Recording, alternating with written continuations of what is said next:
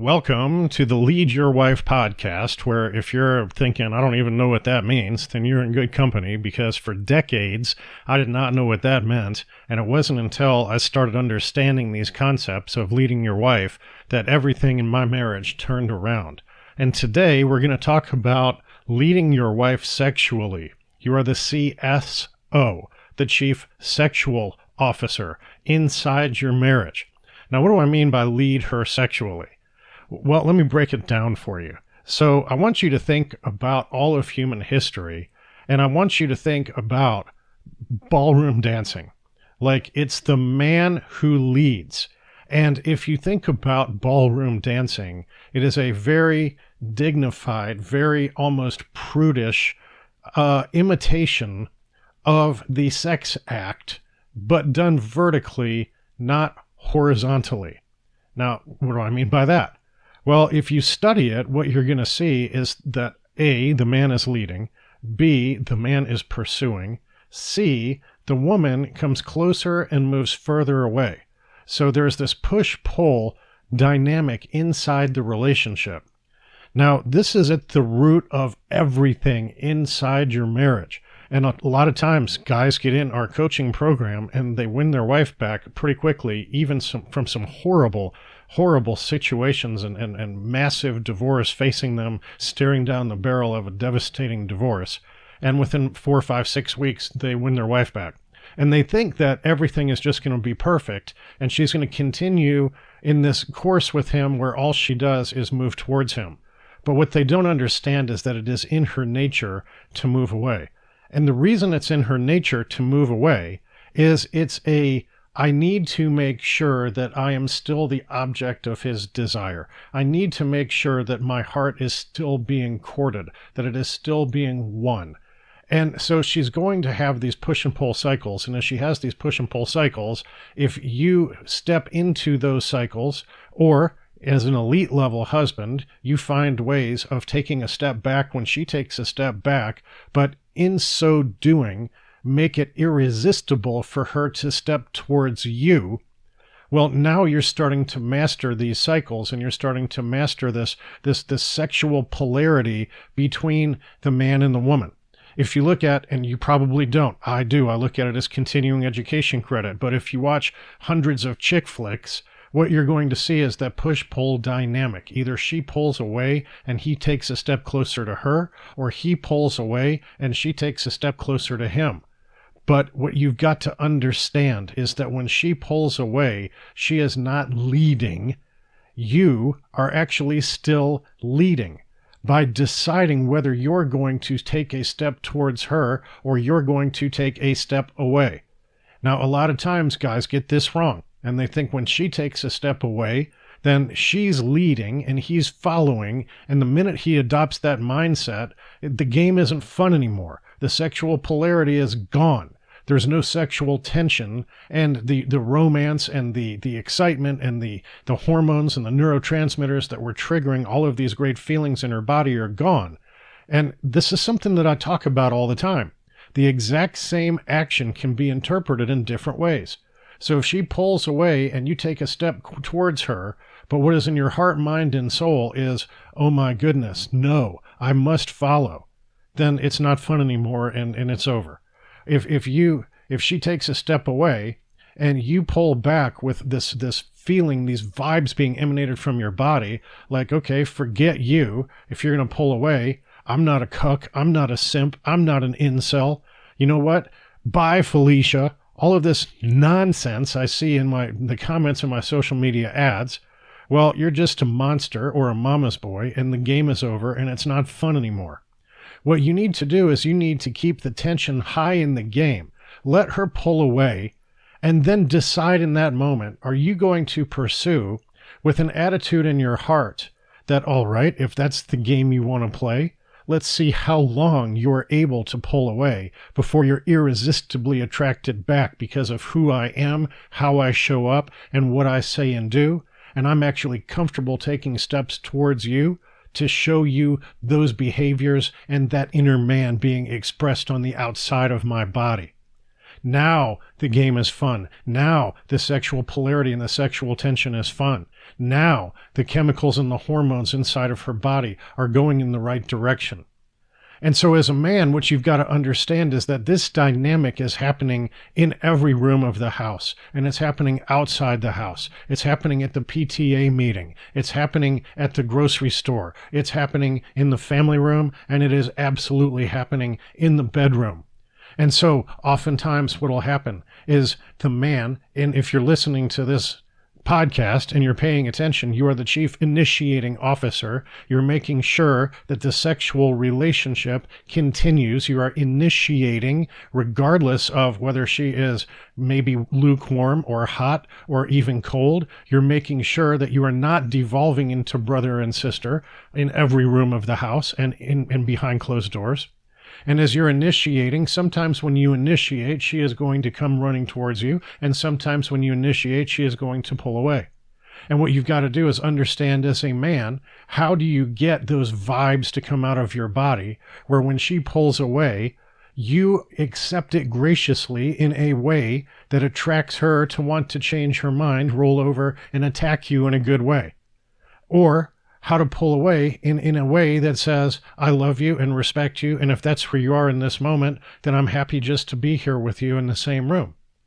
And different things are called for in different times, but what you've got to understand is that you have a vision for where this sexual relationship is going. You have a vision for how safe it is for the two of you to come together and experience that kind of physical and emotional intimacy. You have a vision for what actions should or would or could take place between you and your wife, and how the sexual relationship is going to mature and how it is going to manifest.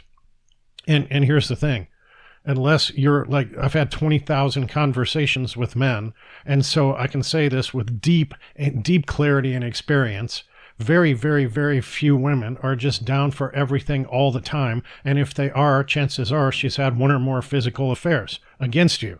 So if you have a woman who was raised to be a good girl, a Christian girl, a proper lady, you're going to find that there is some resistance to your vision.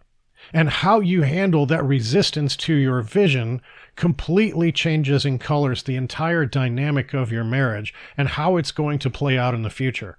Because if you handle it like a monster and you manipulate and you control and you have all kinds of attitude and you don't treat her well when she is in a pulling away mode or a I don't want to do that, or I'm not comfortable doing that, or that is not something that makes me feel good kind of a mode, well, then you're just going to ruin your own sex life and you're going to regret it for the rest of your marriage, which hopefully is the rest of your life. Not so that hopefully you'll regret it for the rest of your life, but because God put your marriage together for a reason and he doesn't want to see you divorce.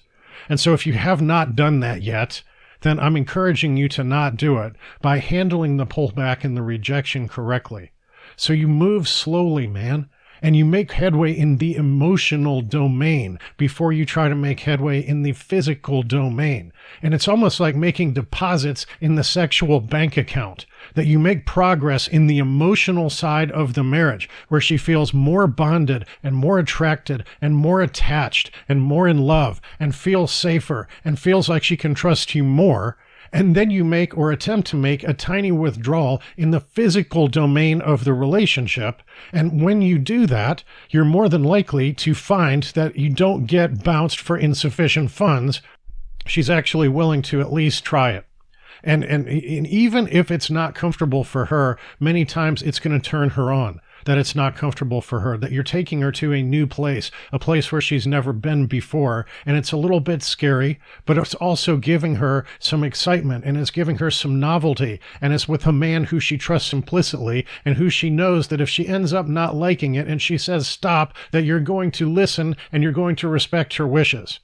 And even if you try to take that withdrawal out and she's like, absolutely not, because of where you are with her emotionally and because of how you react and respond to that, you pull back in that space and you give her that space and that safety and that control and domain over her own body and all of those kinds of things without attitude, without negative vibes, without resentment, without monster behavior, without mama's boy behavior. And when you do that, you actually contribute a little bit more to the emotional domain. And don't be surprised if she comes back around a week or a month or a year or 5 or 6 years later and initiates that behavior, or tells you that she's been thinking about it and she's willing to try it, or it's your birthday, or it's Father's Day, and she has a gift that she'd like to give you.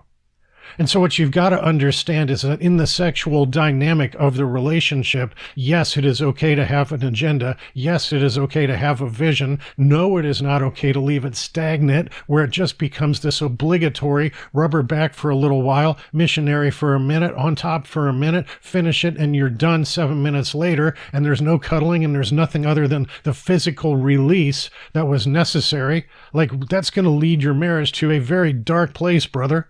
So if you want a marriage that is filled with two people who are on fire for each other, where it is always new and it is always growing and it is always expanding, then what you've got to understand is how to lead inside both the emotional and sexual domains in your marriage.